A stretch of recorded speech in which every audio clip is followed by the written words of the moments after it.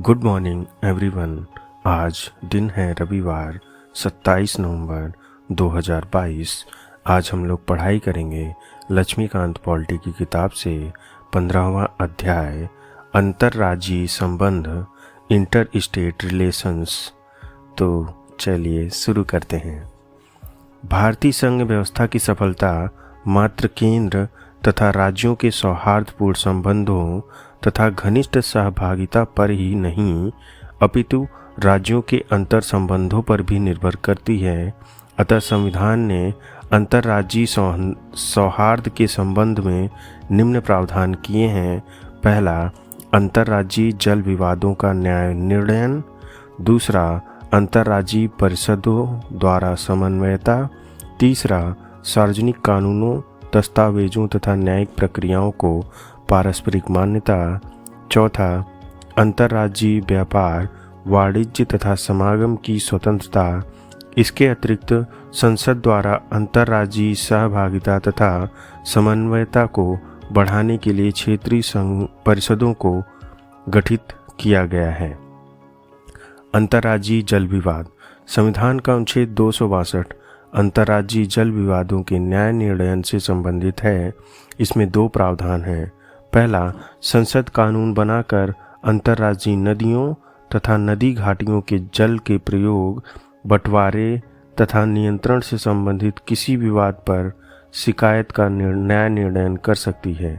दूसरा, संसद यह भी व्यवस्था कर सकती है कि ऐसे किसी विवाद में न ही उच्चतम न्यायालय न ही कोई अन्य न्यायालय अपने अधिकार क्षेत्र का प्रयोग करे। इस प्रावधान के अधीन संसद ने दो कानून बनाए हैं, नदी जल बोर्ड अधिनियम 1956 तथा अंतर्राज्यीय जल विवाद अधिनियम 1956। नदी जल बोर्ड अधिनियम अंतर्राज्यीय नदियों तथा नदी घाटियों के नियंत्रण तथा विकास के लिए नदी बोर्ड की स्थापना हेतु बनाया गया है। नदी बोर्ड की स्थापना संबंधित राज्य के निवेदन पर केंद्र सरकार द्वारा उन्हें सलाह देने हेतु की जाती है। अंतर्राज्यीय जल विवाद अधिनियम केंद्र सरकार को अंतर्राज्यीय नदियों तथा नदी घाटी के जल के संबंध में दो अथवा अधिक राज्यों के मध्य विवाद के न्याय निर्णयन हेतु एक अस्थायी न्यायालय की गठन की शक्ति प्रदान करता है। न्यायाधिकरण का निर्णय अंतिम तथा विवाद से संबंधित सभी पक्षों के लिए मान्य होता है। कोई जल विवाद जो इस अधिनियम के अंतर्गत ऐसे किसी न्यायाधिकरण के अधीन हो, उच्चतम न्यायालय तथा किसी दूसरे न्यायालय के अधिकार क्षेत्र से बाहर होता है। अंतर्राज्यीय जल विवाद के निपटारे के लिए अतिरिक्त न्यायिक तंत्र की आवश्यकता इस प्रकार है। यदि जल विवादों से विधिक अधिकार या हित जुड़े हुए हैं तो उच्चतम न्यायालय को यह अधिकार है कि वह राज्यों के मध्य जल विवादों की स्थिति में उनसे जुड़े मामलों की सुनवाई कर सकता है। लेकिन इस संबंध में विश्व के विभिन्न देशों में यह अनुभव किया गया है कि जब जल विवादों में निजी हित सामने आ जाते हैं तो मुद्दे का संतोषजनक समाधान नहीं हो पाता है। अब तक 2016 केंद्र सरकार 8 अंतर्राज्यीय जल विवाद न्यायाधिकरणों का गठन कर चुकी है। इस न्यायाधिकरण के नाम, गठन का वर्ष, संबंधित राज्यों की सूची। पहला, कृष्णा जल विवाद न्यायाधिकरण 1969, महाराष्ट्र, कर्नाटक तथा आंध्र प्रदेश। दूसरा, गोदावरी जल विवाद न्यायाधिकरण 1969, महाराष्ट्र, कर्नाटका, आंध्र प्रदेश, मध्य प्रदेश एवं ओडिशा। नर्मदा जल विवाद अधिनियम न्यायाधिकरण 1969, राजस्थान, गुजरात, मध्य प्रदेश एवं महाराष्ट्र। रावी तथा ब्यास जल विवाद न्यायाधिकरण 1986, पंजाब, हरियाणा एवं राजस्थान। कावेरी जल विवाद न्यायाधिकरण 1990, कर्नाटक, केरला, तमिलनाडु एवं पुडुचेरी। द्वितीय कृष्णा जल विवाद अधिनियम 2004, महाराष्ट्र, कर्नाटका एवं आंध्र प्रदेश। वंशधारा जल विवाद न्यायाधिकरण 2010 उड़ीसा एवं आंध्र प्रदेश। महानदी जल विवाद अधिनियम न्यायाधिकरण 2010 गोवा, कर्नाटक एवं महाराष्ट्र। अंतर्राज्यीय परिषदें अनुच्छेद 263 राज्यों के मध्य तथा केंद्र तथा राज्यों के मध्य समन्वय के लिए अंतर्राज्यीय परिषद के गठन की व्यवस्था करता है। इस प्रकार राष्ट्रपति यदि किसी समय यह महसूस करे कि ऐसी परिषद का गठन सार्वजनिक हित में है तो वह ऐसी परिषद का गठन करता है। राष्ट्रपति ऐसी परिषदों के कर्तव्यों, इनके संगठन और इनकी प्रक्रियाओं को परिभाषित कर सकता है। यद्यपि राष्ट्रपति को अंतर्राष्ट्रीय परिषद के कर्तव्यों के निर्धारण की शक्ति प्राप्त है, तथापि अनुच्छेद 263 निम्नानुसार इसके कर्तव्यों का उल्लेख करता है। पहला, राज्यों के मध्य उत्पन्न विवादों की जांच करना तथा ऐसे विवादों पर सलाह देना। दूसरा, उन विषयों पर जिनमें राज्यों अथवा केंद्र तथा राज्यों के समान हित हों, अन्वेषण तथा विचार विमर्श करना। तीसरा, ऐसे विषयों तथा विशेष तौर पर नीति तथा इसके क्रियान्वयन में बेहतर समन्वय के लिए संस्तुति करना। परिषद के अंतर्राज्यीय विवादों पर जांच करना तथा सलाह देने के कार्य उच्चतम न्यायालय के अनुच्छेद 131 के अंतर्गत सरकारों के मध्य कानूनी विवादों के निर्णय की अधिकार क्षेत्र के संपूरक हैं। परिषद किसी विवाद, चाहे कानूनी अथवा गैर कानूनी, का निष्पादन कर सकती है, किंतु इसका कार्य सलाहकारी है, न कि न्यायालय की तरह अनिवार्य रूप से मान्य निर्णय।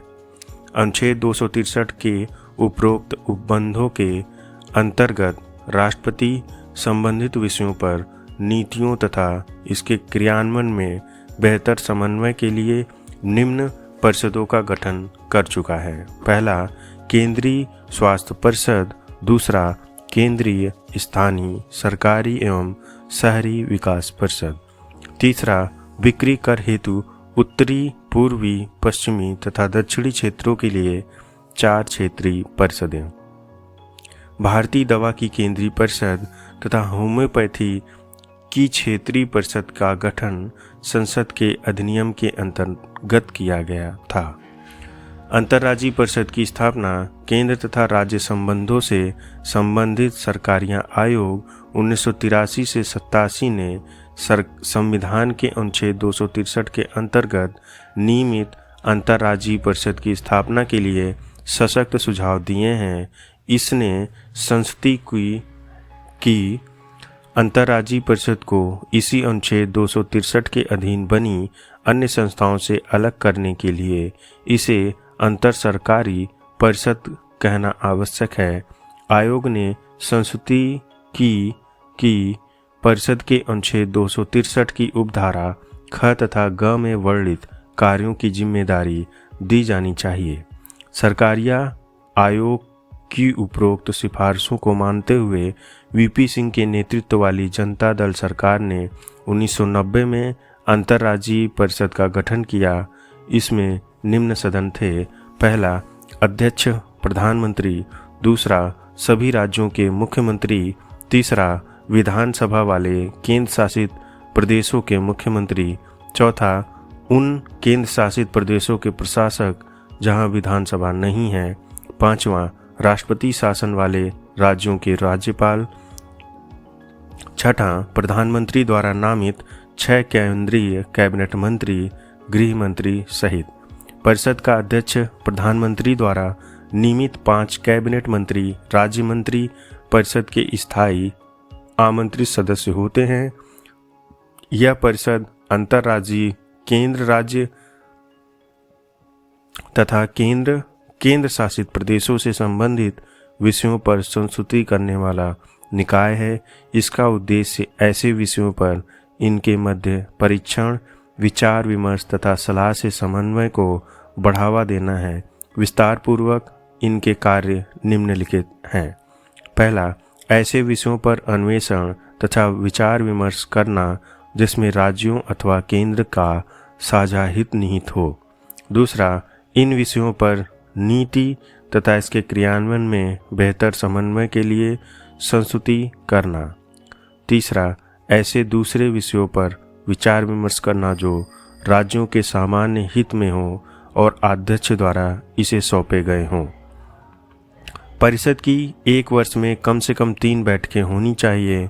इसकी बैठकें पारदर्शी होती हैं तथा प्रश्नों पर निर्णय एक मत से होता है। परिषद की एक स्थायी समिति भी शामिल होती है। इसकी स्थापना 1996 में परिषद के विचारार्थ मामलों पर सतत चर्चा के लिए की गई थी। इसके निम्नलिखित सदस्य होते हैं। पहला, केंद्रीय गृह मंत्री अध्यक्ष के रूप में, 5 कैबिनेट केंद्रीय मंत्री और 9 मुख्यमंत्री। परिषद के सहायतार्थ एक सचिवालय होता है जिसे अंतर राज्य परिषद सचिवालय कहा जाता है। इसकी स्थापना 1991 में की गई थी और इसका प्रमुख भारत सरकार का एक सचिव होता है। 2011 में यह सचिवालय क्षेत्रीय परिषदों के सचिवालय के रूप में भी कार्य कर रहा है। लोक अधिनियम, दस्तावेज तथा न्यायिक प्रक्रियाएं। संविधान के अनुसार प्रत्येक राज्य के अधिकार क्षेत्र उनके अपने राज्य क्षेत्र तक ही सीमित हैं। अतः यह संभव है कि एक राज्य के कानून और दस्तावेज दूसरे राज्य में अमान्य हो। ऐसी परेशानियों को दूर करने के लिए संविधान में पूर्ण विश्वास या साख उपवाक्य है जो इस प्रकार वर्णित है। पहला, केंद्र तथा प्रत्येक राज्य के लोक अधिनियमों, दस्तावेजों तथा न्यायिक प्रक्रियाओं को संपूर्ण भारत में पूर्ण विश्वास तथा साख प्रदान की गई है। लोक अधिनियम में सरकार के विधायी और कार्यकारी दोनों कानून निहित हैं। सार्वजनिक दस्तावेज में कोई आधिकारिक पुस्तक, रजिस्टर अथवा किसी लोक सेवक द्वारा अपने आधिकारिक कार्यों के निर्वाह में बनाए गए दस्तावेज शामिल हैं। दूसरा, ऐसे अधिनियम, रिकॉर्ड तथा कार्रवाइयाँ जिस प्रकार और जिन परिस्थितियों में सिद्ध की जाती हैं तथा उनके प्रभाव का निर्धारण किया जाता है, संसद द्वारा नियम बनाकर प्रदान की जाएगी। इसका अर्थ है कि उपरोक्त वर्णित सामान्य नियम के प्रमाण को प्रस्तुत करने तथा ऐसे अधिनियम, रिकॉर्ड एवं कार्यवाही का एक राज्य का दूसरे राज्य पर प्रभाव संसद के विशेषाधिकार से संबंधित है। तीसरा, भारत के किसी भी भाग में दीवानी न्यायालय की आज्ञा तथा अंतिम निर्णय प्रभावी होगा। इस न्यायिक निर्णय पर बिना किसी नए मुकदमे की आवश्यकता के यह नियम केवल दीवानी निर्णय पर लागू होता है तथा फौजदारी निर्णयों पर लागू नहीं होता है।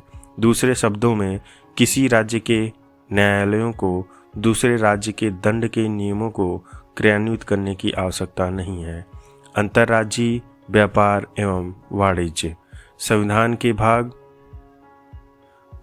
13 के अनुच्छेद 301 से 307 में भारतीय क्षेत्र में व्यापार, वाणिज्य एवं समागम का वर्णन है।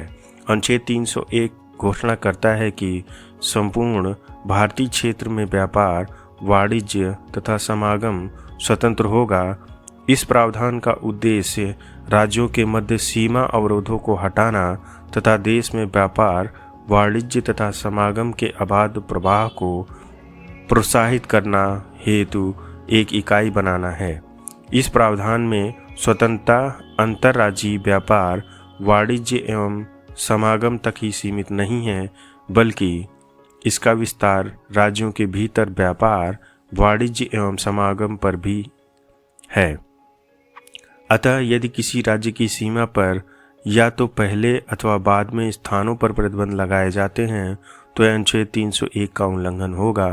अनुच्छेद 301 द्वारा दी गई स्वतंत्रता संविधान द्वारा स्वयं अन्य प्रावधानों, संविधान के भाग 3 अनुच्छेद 302 से 305 द्वारा लगाए गए प्रतिबंधों को छोड़कर सभी प्रतिबंधों से स्वतंत्र है। इसे इस प्रकार से समझाया जा सकता है। पहला, संसद सार्वजनिक हितों में राज्यों के मध्य अथवा किसी राज्य के भीतर व्यापार, वाणिज्य तथा समागम की स्वतंत्रता पर प्रतिबंध लगा सकती है, किंतु संसद एक राज्य को दूसरे राज्य पर प्राथमिकता नहीं दे सकती है। अथवा भारत के किसी भी भाग में वस्तुओं की कमी की स्थिति को छोड़कर राज्यों के मध्य विभेद नहीं किया जा सकता। दूसरा, कृषि राज्य के विधायिका सार्वजनिक हित में उस राज्य अथवा उस राज्य के अंदर व्यापार, वाणिज्य तथा समागम की स्वतंत्रता पर उचित प्रतिबंध लगा सकती है, किंतु इस उद्देश्य हेतु विधेयक विधानसभा में राष्ट्रपति की पूर्व अनुमति से ही पेश किया जा सकता है। इसके अतिरिक्त राज्य विधायिका एक राज्य को दूसरे पर प्राथमिकता नहीं दे सकती अथवा राज्यों के मध्य विभेद नहीं कर सकती है। तीसरा, किसी राज्य की विधायिका दूसरे राज्य अथवा संघ राज्य से आयातित उन वस्तुओं पर कर लगा सकती है जो उस संबंधित राज्य में उत्पादित होते हैं। यह प्रावधान राज्यों द्वारा विभेदकारी करों के लगाने का निषेध करता है। चौथा, स्वतंत्रता अनुच्छेद 301 के अंतर्गत राष्ट्रीयकृत विधियों के अधीन है। वे विधियां जो केंद्र और राज्यों के पक्ष में एकाधिकार के लिए पूर्वानिर्दिष्ट हैं। इस प्रकार संसद अथवा राज्य विधायिका संबंधित सरकार द्वारा किसी व्यापार, व्यवसाय, उद्योग अथवा सेवा को जिसमें सामान्य नागरिक शामिल हो अथवा आंशिक रूप से शामिल हो या नहीं हो, जारी रखने के लिए कानून बना सकती है। संसद व्यापार, वाणिज्य एवं समागम की स्वतंत्रता को आगे बढ़ाने के उद्देश्य से उचित प्राधिकरण की नियुक्ति कर सकती है तथा इसे प्रतिबंधित भी कर सकती है। संसद इस प्राधिकरण को आवश्यक शक्ति तथा कार्य दे सकती है, किंतु अभी तक ऐसे किसी प्राधिकरण का गठन नहीं किया गया है।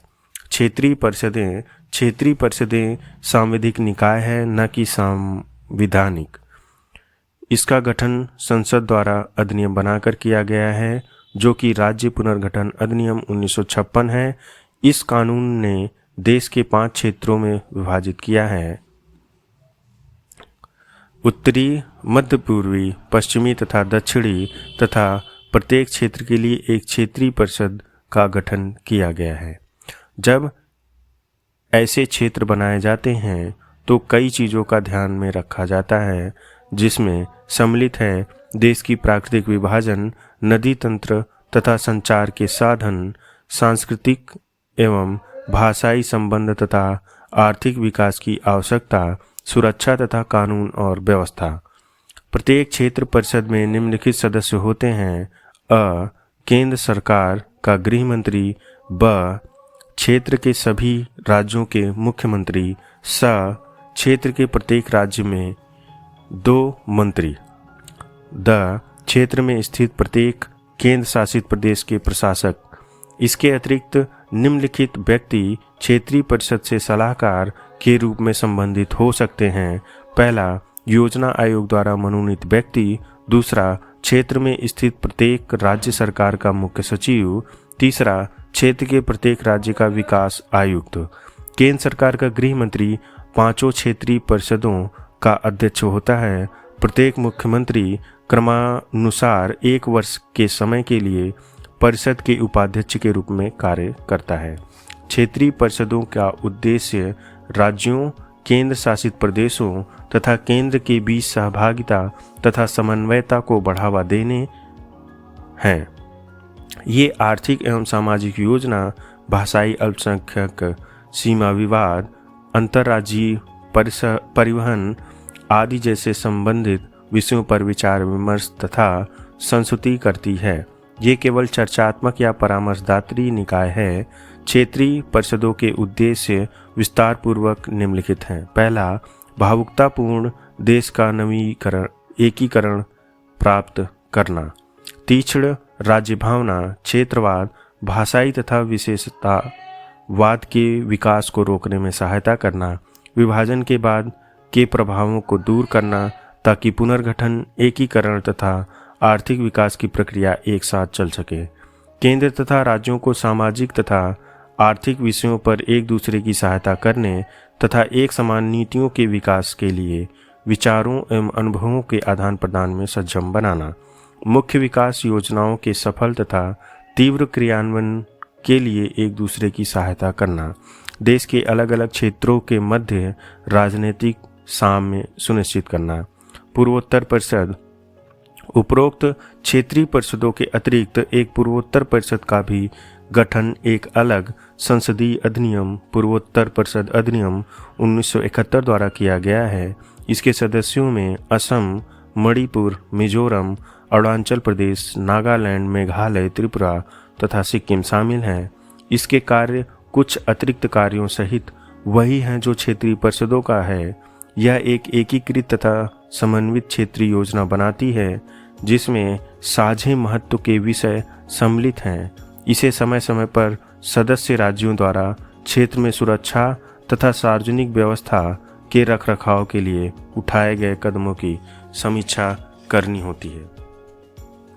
अनुच्छेद 261 लोक लेखा, अभिलेख तथा न्यायिक प्रक्रिया। 262 अंतर्राज्यीय नदियों अथवा नदी घाटियों के जल से संबंधित विवादों के न्याय निर्णय। 263 अंतर्राज्यीय परिषद से संबंधित प्रावधान।